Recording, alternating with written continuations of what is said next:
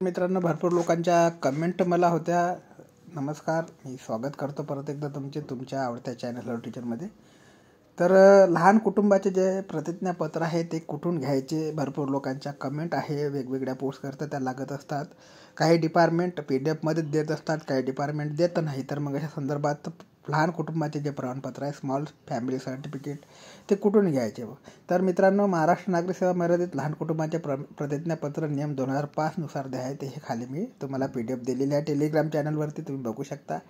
तर हे प्रमाणपत्र तुम्हाला भरून घ्यायचं आहे. ठीक आहे. स्टँडर्ड प्रमाणपत्र आहे मित्रांनो, तुम्हाला गुगलवर सुद्धा सहज उपलब्ध होऊ शकते. ठीक आहे. इथे तुम्हाला ते भरून घ्यायचं आहे. ठीक आहे. तर अशाच प्रकारचे प्रमाणपत्र आहे बघा.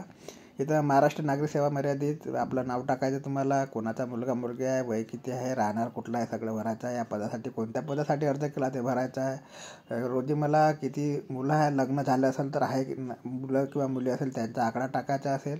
ठीक आहे. नसेल तर मग टाकायची आवश्यकता नाही, डॅश मारू शकता. उमेदवाराची स्वाक्षरी, अशा प्रकारचे मित्रांनो हे प्रमाणपत्र आहे. WRDच्या संदर्भात भरपूर मला मेसेज येत आहे मुलांचे, त्याच्या संदर्भात मी PDF सुद्धा टाकलेली होती. तुम्ही बघू शकता. इथे मी एक PDF टाकलेली होती आणि मी तुम्हाला सांगितलं सुद्धा. आता हे बघा, आता हे PDF ओपन करून बघू. याच्यात तुम्हाला कोणते प्रमाणपत्र आहे ॲक्च्युली त्यांनी मागितलेले आहे. ठीक आहे. मी याच्या संदर्भात अगोदर सुद्धा व्हिडिओ बनवलेला होता. आता ही 19/8/2024ची जे आहे ते आपलं परिपत्रक होतं. तर हे मित्रांनो पुण्याच्या संदर्भात होतं, परंतु याच्यामध्ये आपल्याला दिनांकाकडे लक्ष द्यायचं नाही. तर आता तुमच्या ज्या वेटिंग लिस्ट क्लिअर होणार आहे त्याच्यामध्ये तुम्हाला काय काय लागणार आहे त्याच्या संदर्भात आहे. सगळं सेमच लागत असतं मित्रांनो. सोबतच मी तुम्हाला सांगू इच्छितो की तुमच्याकडे जर तुम्हाला कोणते प्रमाणपत्र न्यायचे आहे त्याची माहिती नसेल तर तुम्हाला एक मेल येतो. ज्या विद्यार्थ्यांची जॉईनिंग होणार असेल त्यांना एक मेल येतो. त्या मेलमध्ये सगळ्या प्रकारची PDF तुम्हाला दिलेली असते. ठीक आहे. त्याच्यामुळे घाई करू नका. तर त्याच्यामध्ये बघू शकता, जलसंपदा विभागाअंतर्गत गट क या संवर्गातील विविध पदावर नामनिर्देशित तात्पुरते नियुक्तीकरता शिफारस झालेल्या उमेदवारांच्या नियुक्तीच्या संदर्भात करावयाच्या कारवाईबाबतचं हे विषय आहे. ठीक आहे. तर याच्यामध्ये आपण बघणार आहोत. बघा, पुणे परिमंडळाचं असलं तरी आपल्याला जे मेन आहे ते तपासणी सूचीकडे लक्ष द्यायचं आहे. आता हे पदाचे नाव जे आहे मित्रांनो अनुरेखक आहे. ठीक आहे.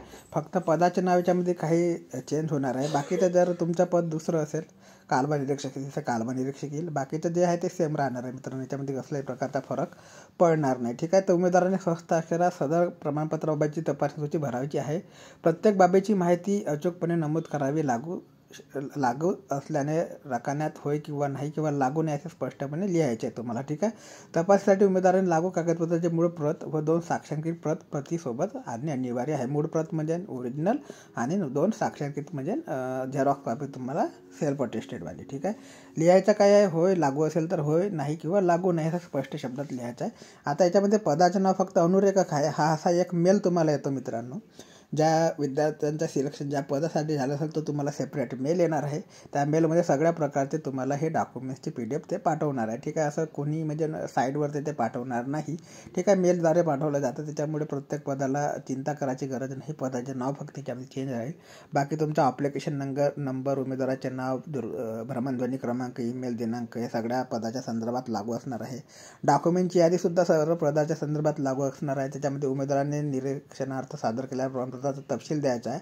मूळ प्रमाणपत्र आणि प्रमाणपत्राच्या साक्षांकित प्रती सादर केली, होय किंवा नाही लागू करायचं आहे. ठीक आहे.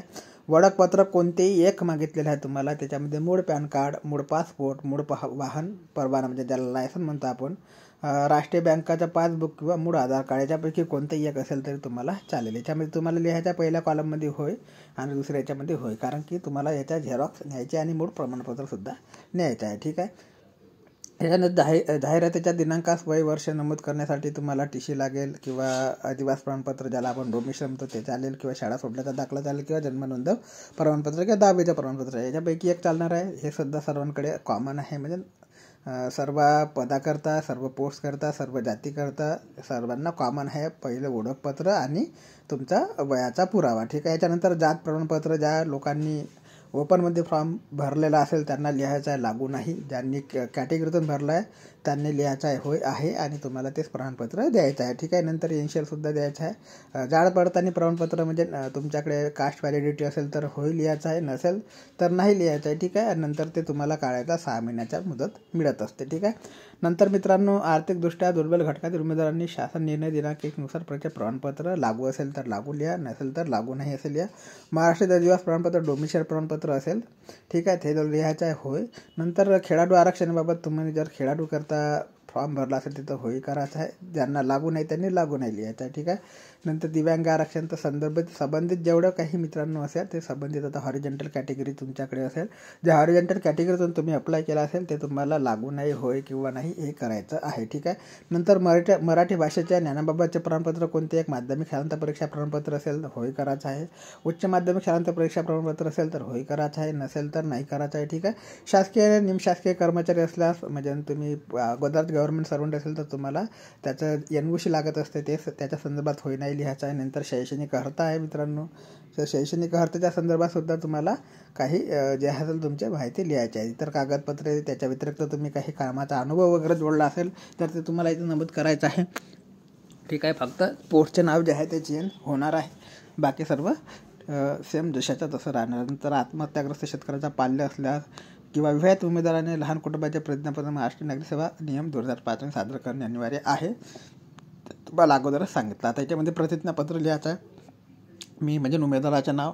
ठीक आहे. तर याच्या प्रकारे सहसा परिषदेमध्ये या पदासाठी कोणत्या पदासाठी अर्ज केला ते लिहायचं आहे, कोणत्या वर्गवारीचा दावा केला आहे ते लिहायचं आहे. ठीक आहे. बाकी तुम्हाला उमेदवाराचं नाव व दिनांकासह स्वाक्षरी करायची आहे. याच्यानंतर कार्यालयीन कामकाजाकरता इथं तुम्हाला कसल्याही प्रकारची छेडछाड करायची नाही. ठीक आहे.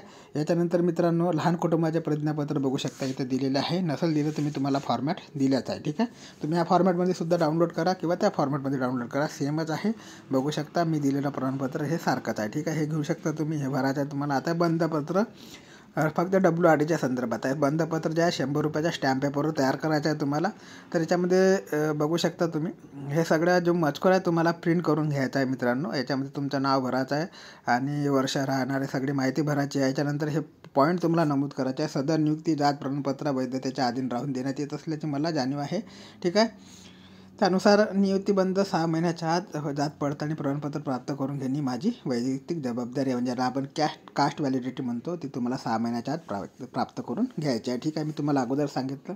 विविध मुदतीत जात वैधता प्रमाणपत्र सादर न केल्यास प्रचलित सेवानियमातून माझी सेवा संपुष्टात येईल असं त्यांनी क्लिअरली तुम्हाला स्टॅम्प पेपरवर लिहून मागितलेलं आहे. सदरची नियुक्ती महाराष्ट्र प्रशासकीय न्यायाधिकरण मुंबई औरंगाबाद अथवा अन्य न्यायाधिकरण दाखल झालेल्या होणाऱ्या जे आहे ते त्याच्यानुसार होणार आहे, काय न्याय निर्णयाच्या अधीन राहून होणार आहे. ठीक आहे. माझी नियुक्ती सक्षम अधिकारी यांनी निर्गमित केलेल्या एनशियल प्रमाणपत्राच्या जर एनशियल लागू असेल तर त्याचा तो एनशियलचा मुद्दा राहणार आहे.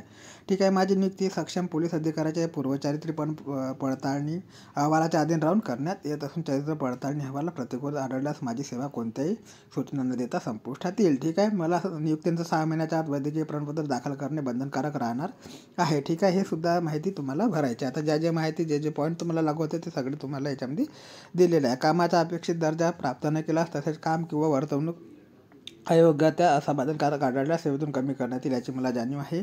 ठीक आहे. जे पॉईंट तुम्हाला कॉमन वाटते ते सगळे पॉईंट तुम्हाला त्याच्यात लिहायचे आहे. सदर नियुक्ती माझी सादर केलेल्या प्रमाणपत्राच्या सत्यतेवर अवलंबून असून सादर प्रमाणपत्र तसेच संख्याकन नमुन्यातील माहिती नियुक्तीनंतर खोटी किंवा बनावट आढळल्यास माझी नियुक्ती संपुष्टात येईल. ठीक आहे. भविष्यात मंडळात किंवा परिमंडळात आकृतीबंधानुसार अगर आढाव्यावंती कार्यरत रावंगत मला अतिरिक्त ठरवण्यात आल्यास माझ्या समावेशनाबाबत प्रचलित शासन निर्णयानुसार कारवाई करण्यात येईल हे मला मान्य आहे. तर सगळे जे आहे तुम्हाला लिहून याच्यामध्ये प्रिंटेड करून द्यायचं आहे. ठीक आहे. माझी नियुक्ती तात्पुरत्या स्वरूपाची असून ती शासनाने वेळोवेळी निर्गमित केलेल्या आदेशाच्या अधीन असेल. मला शासन सेवेतून कोणतेही कारण किंवा नोटीस न देता कमी करण्यात येईल याची मला जाणीव आहे. नियुक्ती होणाऱ्या परिमंडळात नियुक्तीनंतर 5 वर्षे सेवा करणे बंधनकारक असून नियुक्तीनंतर 5 वर्षांनी परिमंडळांतर्गत बढती करण्यात येणार नाही याची मला जाणीव आहे. ठीक आहे. म्हणजे 5 वर्षे सेवा तुम्हाला कंपल्सरी द्यायची आहेत. कसल्याही प्रकारचं तुम्हाला जे आहे ते ट्रान्सफर करता अर्ज लावायची नाही. ठीक आहे. वर नमूद बाबी व्यतिरिक्त नियुक्ती संदर्भात प्राप्त शिफारसी पात्रच्या अंतर्गत सर्व अटी व शर्तीचे मी काळजीपूर्वक वाचन केलं आहे. सदर शिफारशीच्या संदर्भात सर्व अटी व शर्ती मला मान्य आहे. ठीक आहे. उमेदवाराचे नाव राहील, पत्र राहील, स्वाक्षरी राहील. साक्षीदाराकरता 2 लोकांची नावं तुम्हाला लागणार आहे आणि त्यांचा पत्ता आणि स्वाक्षरी लागणार आहे. ठीक आहे. तर चांगल्या व्यक्तीचे जे प्रतिष्ठित व्यक्ती आहेत त्यांचे तुम्ही साक्षीदार म्हणून इथे करू शकता. नोटरीचा सही शिक्का राहणार आहे आणि साक्षीदारांची ओळख व रहिवासी बंधपत्राचं साक्षीदारांची ओळख व रहिवास पुराव्याची छायांकित प्रत तुम्हाला सादर करायची आहे. ठीक आहे. तर अशा प्रकारचं मित्रांनो हे बंधपत्रक आहे आणि हे तुम्हाला एक मेल देतो. डिपार्टमेंटकडून मेल होतं. त्या मेलमध्ये सगळ्या बाबी दिलेल्या असतात. ठीक आहे. ज्या पोस्टसाठी तुमचे सिलेक्शन झालं असेल त्यासाठी तुम्हाला एक मेल आहे, त्याच्यातून तुम्हाला ते करून घ्यायचं. ठीक आहे. कसल्याही प्रकारची घाई करायची नाही आला तर मग हे तुम्ही प्रिंट करू शकता. सर्व पोस्टसाठी सारखाच आहे, फक्त पोस्टचं नाव तुम्हाला बदलवायचं आहे. ठीक आहे. नंतर आहे मित्रांनो स्वाक्षर करण्यासाठी स्वयं घोषणापत्र, अर्जदाराचा फोटो लागणार आहे, तुमचं नाव वगैरे माहिती वगैरे लागणार आहे. ठीक आहे. तर अशा प्रकारचे मित्रांनो PDF आहे आणि फार महत्त्वाचे हे ट्रेसरच्या संदर्भात जरी असले तरी बाकीच्या पोस्टसुद्धा अशीच असते. तुम्हाला मेल येतं, मेल ID तुम्ही चेक करत चाला. ज्यावेळेस तुमची जॉईनिंग देईल त्यावेळेस तुम्हाला हा मेल पाठवण्यात येईल. ठीक आहे. तर अशा प्रकारची माहिती, आणखी काही WRDच्या संदर्भात माहिती मिळेल तर चॅनलच्या माध्यमातून तुमच्यापर्यंत पोहोचण्याचे कार्य मित्रांनो नेहमीप्रमाणे केले जाईल. तोपर्यंत जय हिंद, जय महाराष्ट्र, जय शिवराय.